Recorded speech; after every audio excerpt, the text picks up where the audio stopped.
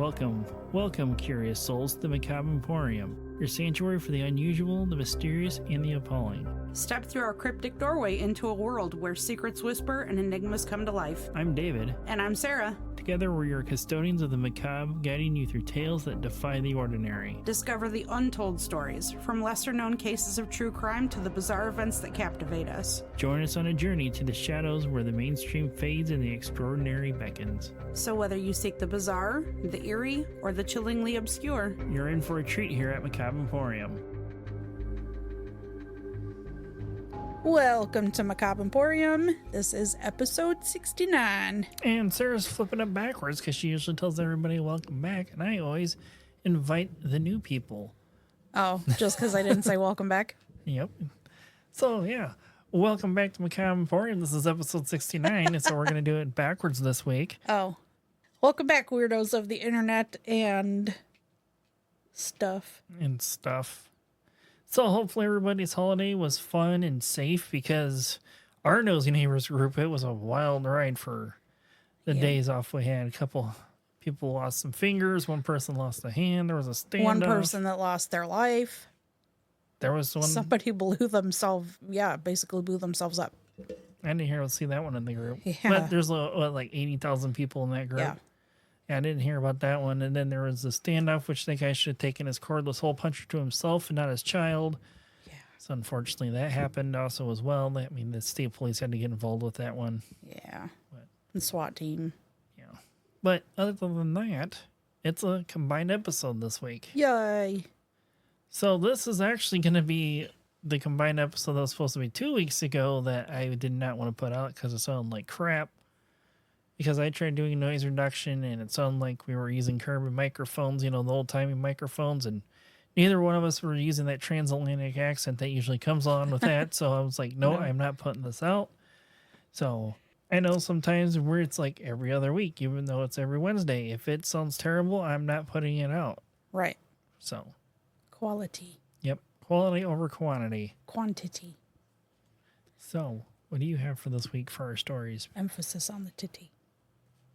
Emphasis on the titty. I have a follow-up of sorts. Oh, okay. From another episode that I did earlier this year. There's not a follow-up, but an addition to the story. Okay, so a continuation almost. Yes. Cool. What you got?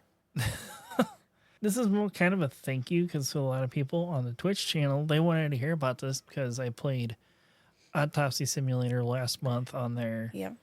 And a lot of people were interested in hearing about the whole process with that because, everybody that knows me game-wise or through the Twitch channel knows I make the joke of like the $20, $15 sim games are like my trashy romance novel. Like Word.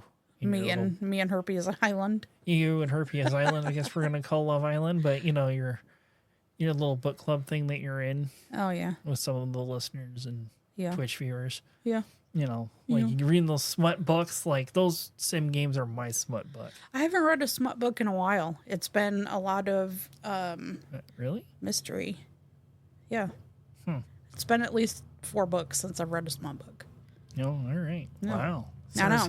Sarah's cleaning her act up, apparently. What's going on here? Till the next smut book. Till the next one. But since I did bring it up, if you haven't come join us on Twitch, you're just lurking and watching, come join us. Usually it's Wednesday through Fridays. If they're just lurking and watching, they're already joining you on Twitch. It's true, but you don't have to participate in chat. You just can come lurk and watch, me play games terribly like I did for 4th of July. I was really bad at playing War Thunder. But for this week, this is, the steps of an autopsy. That's what I'm doing, so doesn't really fit history or anything like that. Yeah. Well, I mean, it kind of does. Autopsies had to start somewhere. True. That was in the histories. But, before we do all that, we got what next? On this day in the histories of this day today. So, on this day, July 10th, Nikola Tesla was born in 1856 in Smiljan, Croatia. Tesla was a Serbian-American physicist, electrical engineer, and inventor who developed alternating current in the Tesla coil The film Escape from New York premieres in 1981, starring Kurt Russell and is directed by John Carpenter. Russell plays the role of Snake Plissken, a former Special Forces soldier turned criminal who is recruited to save the president in exchange for his own freedom. When Manhattan was turned into a prison in 1997 after the U.S. and the Russians go to war, the film made $25.2 million at the box office. What is that in today's money? I forgot to convert that. No inflation calculator? Nope. And then it had a sequel called for Escape from L.A. years later and was apparently bombed in the box office at some point. Huh. I don't remember what year it came out. I remember just watching it. In 1965, the Rolling Stones scored their first #1 hit single, I Can't Get No Satisfaction, or it's actually, the name of the song is actually Satisfaction, but everybody knows this I Can't Get No Satisfaction. National League pitcher Carl Hubble strikes out Babe Ruth, Lou Gehrig, Jimmy Fox, Al Simmons, and Joe Cronin for the Major League Baseball All-Star Game record for consecutive strikeouts. The American League still wins 9-7 in 1934. In 1985, the French foreign intelligence agents blew up the Greenpeace boat known as Rainbow Warrior at Auckland Harbor in New Zealand to prevent it from interfering with French nuclear tests in the South Pacific. Dutch photographer Fernando Pereira is killed in this attack. Huh. The Telestar satellite launched in 1962. This satellite launch allowed transatlantic television and other communications to become a reality. The satellite was a product of AT&T Bell Laboratories. The excitement of sending international telephone calls waned off very quickly after users realized there was a half-second delay over the 25,000-mile transmission path compared to what things are today. Wow. Instantaneously now. Yeah. Mel Blanc, the man who brought Bugs Bunny, Porky Pig, Tweety Bird, Daffy Duck to life, dies in 1989 at the age of 81 in San Francisco. Oh. Mel Blanc had complications from heart disease and emphysema, and his headstone is engraved with, "That's all, folks." Oh. I mean, that's fitting, though. Yeah. So that's our On This Day for July 10th. For all the things of the years gone by. Yep. So are you ready to get started? I am. All right, let's get going. Some of you may remember a story I did this year for Valentine's Day involving Brocard, an English musician who fell in love with and was cheated on by her Victorian ghost husband. Do you remember his name? I want to say Edward, but I think that's wrong. Eduardo. That was close.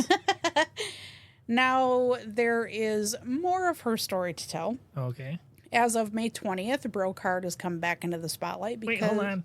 They get back together. No. What? Okay. No. May 20th, Brocard came back into the spotlight because of something just as weird as she is. This time, it might even be weirder than the ghost husband. Okay. So, Brocard is a self-proclaimed ghost magnet. And she... I don't know if she still is, but back in May, she was currently touring the U.S. to film locations for a paranormal investigation show that she is making. Okay. That's what we need is another one of those. Being from the UK, though, I don't know that it would show in the U.S. unless Yeah, it's on some, like, strange app. Like on Tubi or some shit like that. She made a stop in Nevada to spend the night at the Clown Motel. Is this the same Clown Motel that has the cemetery right next door to it? Yep. Okay. So she spent a night in one of the rooms that was full of clowns. I'm going to guess they're all full of clowns. Right. I think I've seen like one picture, and yeah, it's full of clowns. And stuff like that doesn't really bother me, but the one picture of a room I saw, I was like, that's a definite no for me. Yeah. She claims that one of the clown dolls was possessed because she instantly gravitated towards it and connected with it. She wound up keeping it and taking it with her on the rest of her tour. When the tour was over, she took it home with her to Oxfordshire to do a paranormal investigation on the clown itself. Even though she divorced Eduardo, he became jealous and wanted it out of the house. So apparently he's still in the house with her as a divorced ghost. Apparently for Eduardo, one ghost in the house is enough for him. And he wants to be that one.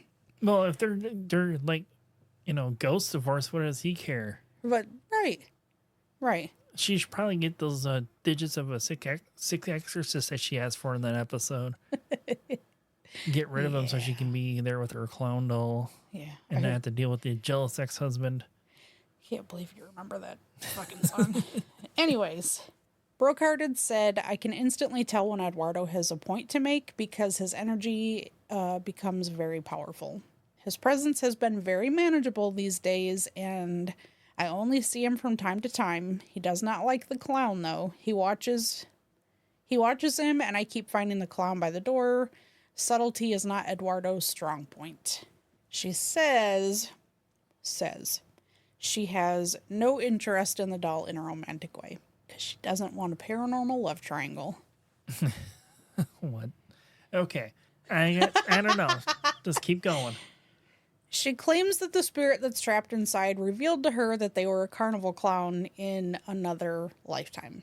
How convenient. She picks up a clown doll and they were a carnival clown. Correct. She said that he was a tortured soul that lived his days by being ridiculed via the audiences that he was performing for. I mean, that's kind of part of what being a clown is, I think. Yeah. But maybe not to the extent like we're thinking. Maybe there's some other underlying issues with him being a clown. I don't know. She said that when she connects with spirits, that it's their emotions that she connects to first. Clearly, because it's not going to be their skin or like... Right. You know. Their ectoplasm. I wonder if that's what ghost nut would be. I don't know. Is this a shower thought? It's a recording thought. Either way, it's staying in there. It's whatever. See what everybody else says. Yeah, Kevin Carlton, I'm sure you got an answer for that. Yeah, you have an answer for everything. She says sometimes a spirit will attach itself to a physical object, and in this case, the clown doll. Brocard knew she wanted to learn more about the once human clown, so she adopted this clown. So... Well, hold on. You take the clown doll, statue, figurine, whatever, and you're saying you're adopting it. You literally just took its, attachment. So you kind of technically would kidnap the ghost by doing this? I mean, yeah, but also, how do you adopt a doll? Right. I mean, I guess it wouldn't be any different than Cabbage Patch or Build-A-Bear. Right, but Cabbage Patch and Build-A-Bear, that's the whole experience of those things. Well... But anyway... Maybe she had an experience in that hotel room that she wasn't letting the media outlets know. Maybe. Brocard said she currently only knows a small bit about him, but is hoping over the next few months to understand more. Because, she's got to feel out them vibes. Right. The Clown Motel itself is said to be one of Nevada's most famous haunted locations. And Brocard said that the motel had many murders in it over time. Right. Which, I mean, probably true. I mean, if it's like a no-tell motel situation, the clown motel. Yeah. Hotel, motel, clown motel. Oh, hell. The deaths were unpleasant, and she believes there's a portal allowing dark entities in, and she believes that the ghosts still linger in the motel and that some have possessed the clowns. When she left the motel, she took once human Carney clown with her and has shown him a lot. She took him to Hollywood. They shared a crazy night together in Las Vegas. Keep going. I wish they could see your face to this. She states that so far he's been peaceful and she's only seeing him move very subtly. So not big movements, I guess. Right.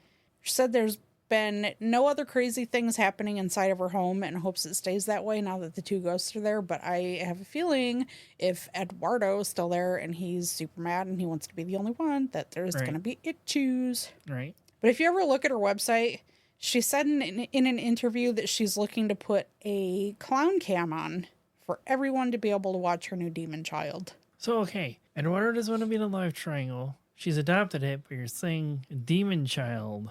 Yeah.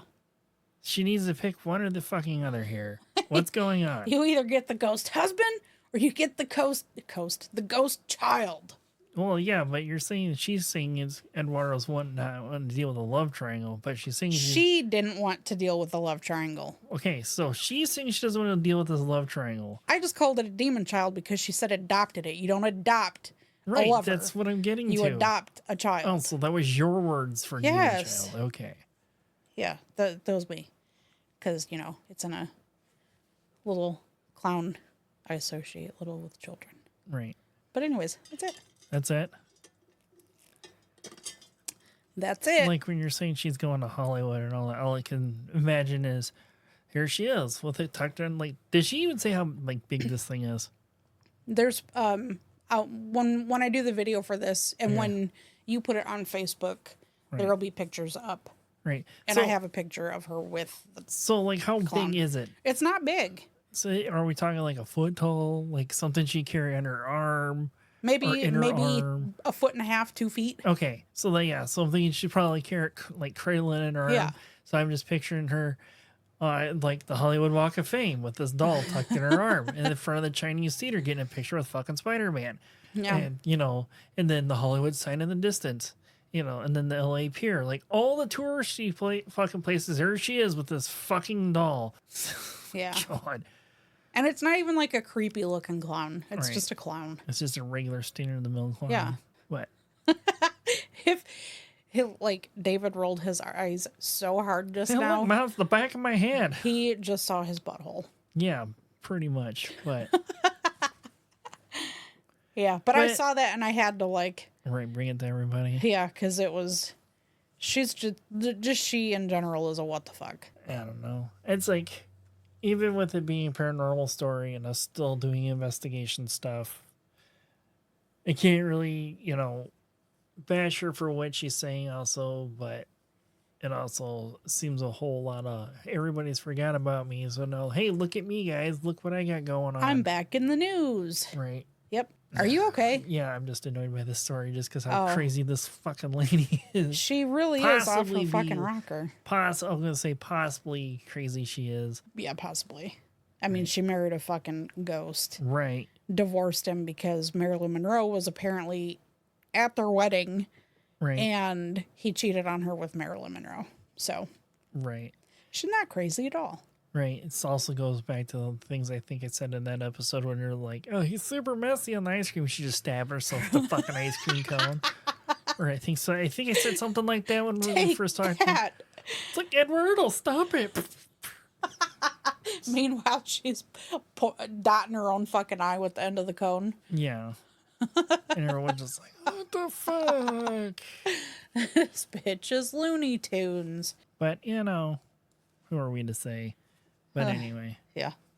It's not like she's going to listen to us anyway with our whole 3 listeners. And if she does, broke heart, what the fuck, man? Right? Or how about this? Come on and be a guest and set us straight. Or that. But also, what the fuck? That part's getting cut out. Maybe.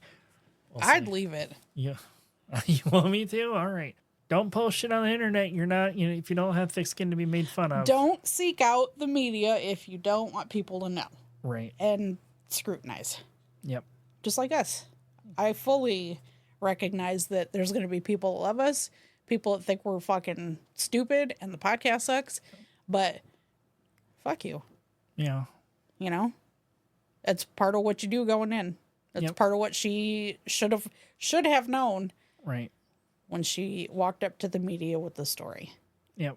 But anyway, enough of us being human monsters about that. You know, it's an unfinished story, so, you know, who's to say what's fact and fiction between it, you know, without hearing the entire thing. Yep. So we decided to do this thing about Autopsy 1, and, you know, it fits everything here. And 2, this is more of a... That's your phone. I know it is. It's more of a fact or fiction, not fact or fiction, but... You know, more of a thank you, I guess they could say, for everybody that comes and hangs out on Twitch and help getting us pushed to affiliate and everything and so whatnot. So thank you to Minnie and Noodle, the 2 Cheese Nips and the Man Dragon and Tyler and Blue Wanderer and some other Twitch streamers. I'm sorry that Astro Mathe, that's another one. He came in and pushed and gave me followers. There's a couple more that I can't remember off the top of my head that came in that night and helped push, made the push for our channel to get affiliated. So this is more of a, you know, truth behind the thing is seeing what you see him on, you see him on TV and whatnot. And there's a whole lot of shit that's probably skipped on television because it would make for boring TV. It's like back, you know, when I was still in the fire service with that. And I'm like, whatever, you know, because they're doing the real thing if they did it to like the real life, you know, it's kind of really boring, you would think. Watching a real one is pretty interesting. Yeah. I was talking about fire stuff, but Oh, because, for like in like television with fire stuff, because since I have more experience with that, you're just seeing two guys slaving a day. So even though there's like 4 people inside, there's two to 3 times that amount of people outside, making sure they're staying alive inside. yeah. Because you got your incident commander, you have your pump operator, you have your RIT team, which is a rapid intervention team. So if like shit goes south, they're going in to get, and their main task is to come and get them out. Think of them like the fire service special forces. They are just standing there ready, waiting to go and hoping they don't get the call. Right. So that's where my experience between fact and fiction is for Hollywood on that kind of thing is. But this is more so for autopsies is what I'm doing. So an autopsy is performed by doctors that are known as pathologists. There are 4 different types. There is a forensics, clinical, anatomical, and virtual autopsy. Forensic autopsies are performed if the law issues an autopsy to be done due to a suspicious or sudden death without medical assistance or during a surgical procedure. A clinical autopsy is performed to diagnose a particular disease for research purposes. The aim is to determine to clarify or confirm medical diagnoses that remained unknown or unclear before the patient's death. An anatomical or academic are performed by students of anatomy for study purposes only.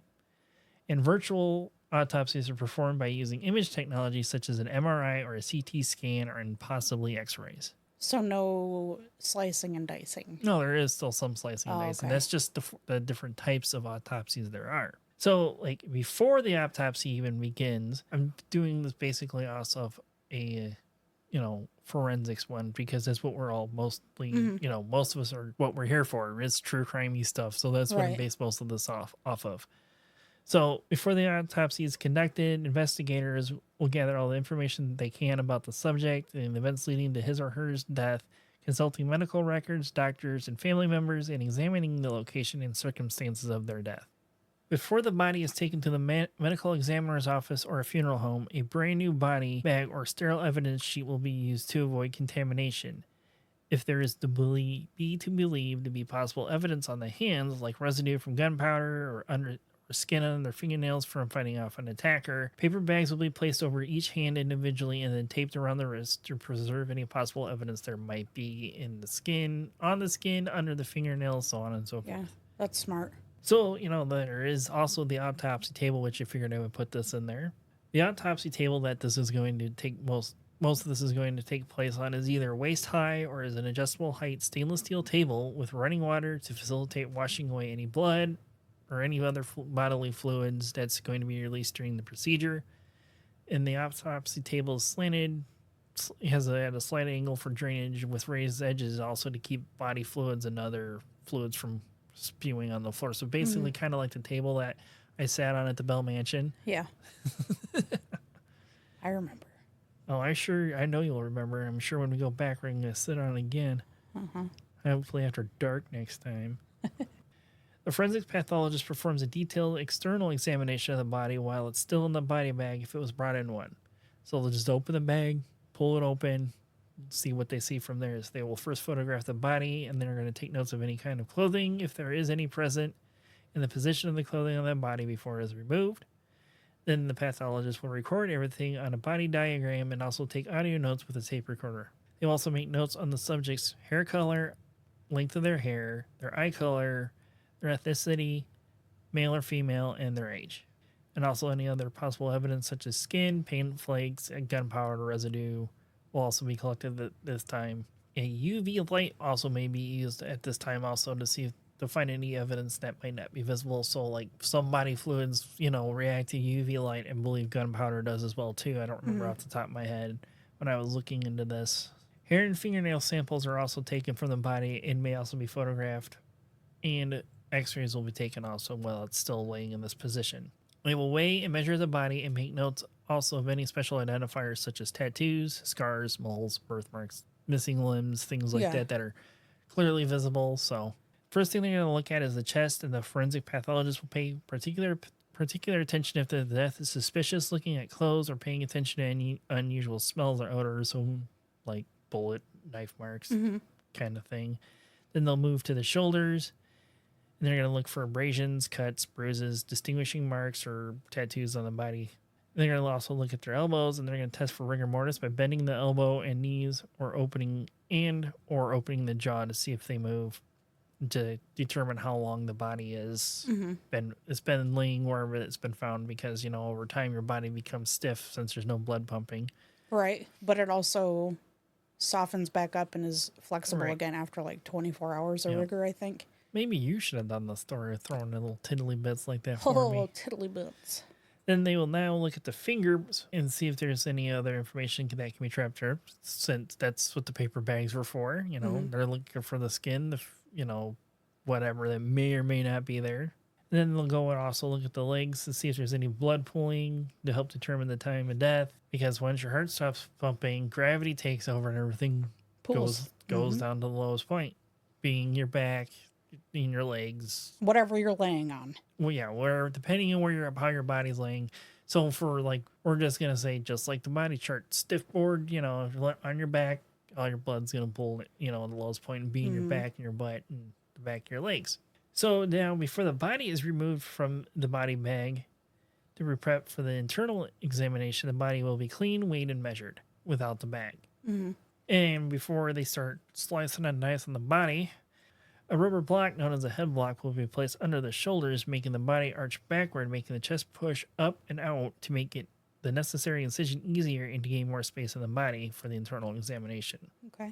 So for this internal examination, multiple approaches can be used. A large, deep, Y-shaped incision can be made starting at the top of each shoulder and running down the front of the chest, meeting at the lower point of the sternum or your breastbone. So for those that actually watch me play Autopsy Simulator, this was the cut that they used in that game. A curved incision can be made from the tips of each shoulder in a semicircular line across the chest to approximately the level of the second rib, curving back up to the opposite shoulder. So big old U shape. A single vertical incision is made from the sternal notch, or at the base of the neck. A U-shaped incision also can be made from the tip of both shoulders down along the side of the chest to the bottom of the rib cage. Following it, this is typically used on women and during chest-only autopsies. Chest-only autopsy. Yeah, they only just we only want this part done. Because, it's clear and evident that nothing else needs to actually be examined other than the chest. So after one of these cuts is made, a long cut will be made down to the pubic bone, avoiding the navel or on either side and crossing over any scars if possible. Unlike in the movies or television, bleeding from these cuts is minimal or non-existent, as there isn't any blood pressure produced from the heart pumping. In case of drowning victims, there could be profuse bleeding because, the body blows basically at that point because it starts sucking in all that water. So now with this chest cavity open, shears or a bone saw will be used to remove the sternum, and it will be moved out to the side to be put back in the body later. And I'm sure when they're doing all this, they're taking notes on things that they're seeing when they peel back the flesh and all that stuff. So biggest thing to remember while this is all going on, everything's being recorded, pictures are being taken. So with our chest cavity already open, first thing they're going to start with is the heart and the lungs. While removing the heart, they're going to check for blood cults. There's a whole fucking lot of those out there. While removing the heart, they will also check for blood clots. Clots. Yeah, that cults. There's super little tiny cults living in the deceased. And their goal is murder. They're going to check for these blood clots in the pulmonary artery. They will also take blood samples from the same pulmonary veins that they're checking the blood clots for a chemical analysis later on. And of course, they will be weighed and documented as well. The rest of the internal organs can be removed from further examination and also be weighed, and notes will be recorded one at a time after the examination and the notes of the relationship to the organs to the vessels.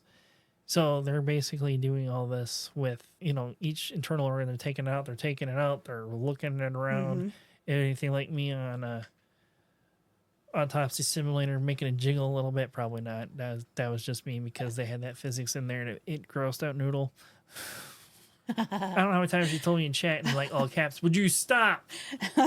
I'd keep doing it just for that. Oh, I did. And then every time I pulled one out, I would do that until she was stop. Oh my God. You're a horrible people. So yeah, as I was saying, do this with each one individually. So with Mel Blanc, they that was on this day, they probably paid closer attention if he had an autopsy done to his lungs and his heart, because that's what was mostly his body was affected by that caused his death.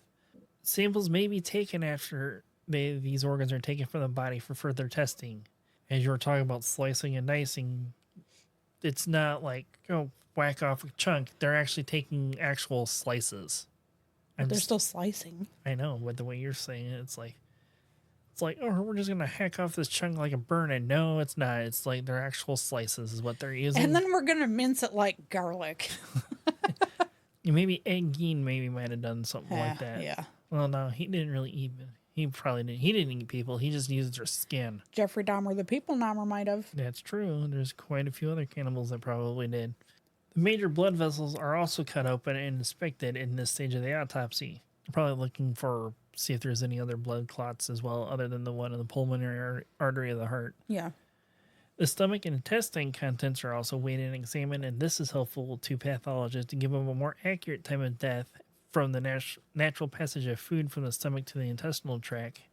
So the less contents there is in this is going to say is more likely to see how the last time of the deceased ate a meal, because generally everybody eats at the same time of day. If the brain does need to be examined, the body block will be repositioned from under the shoulders that aided opening the chest cavity to just under the head to elevate it up off the table. An incision is made from behind one ear over the crown of the head to behind the other ear. So basically over the top of your head when it's all done and centered over with. There's not like a big ass fucking line over your forehead, so your face is still intact for funeral purposes flap later. It forward. Yep. Yeah. So what they those two flaps, they just flap the top of your head over your face, basically. Yeah. You ever wanted to see what the back of your scalp looked like? Well, here it is. You will when you die.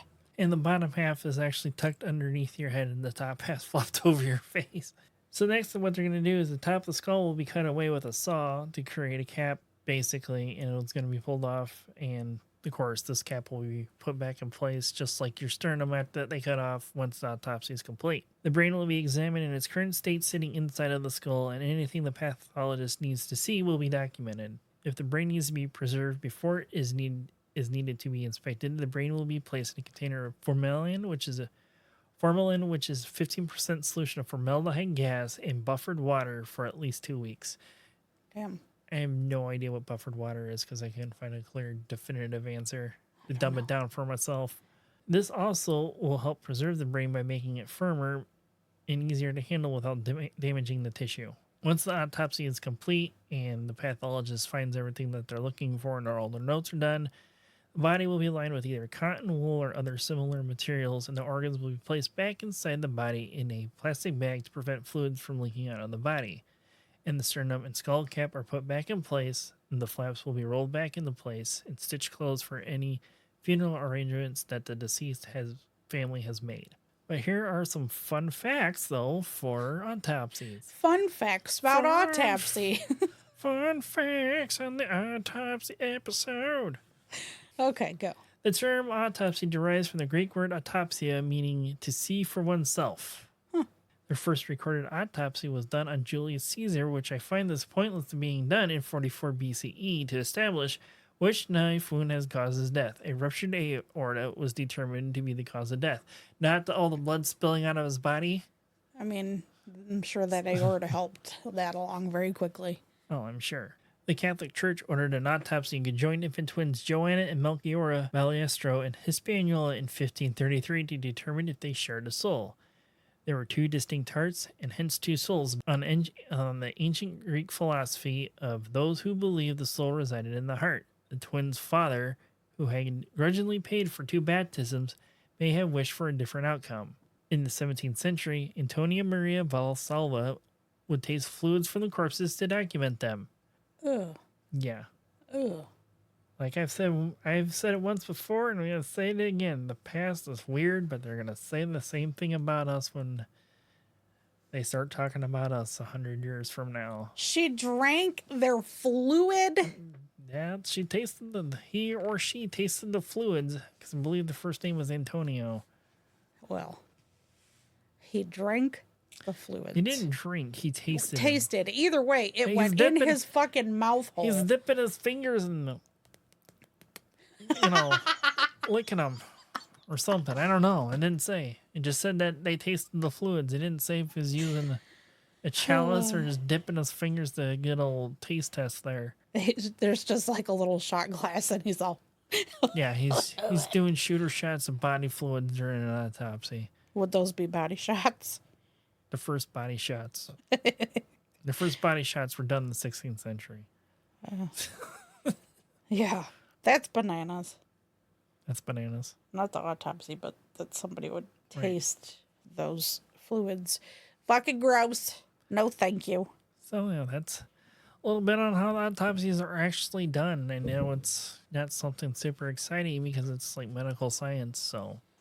But it's interesting. Yeah. If you, I feel like I've asked you before if you've ever watched an autopsy be done. You might have You in told me previous no. episodes.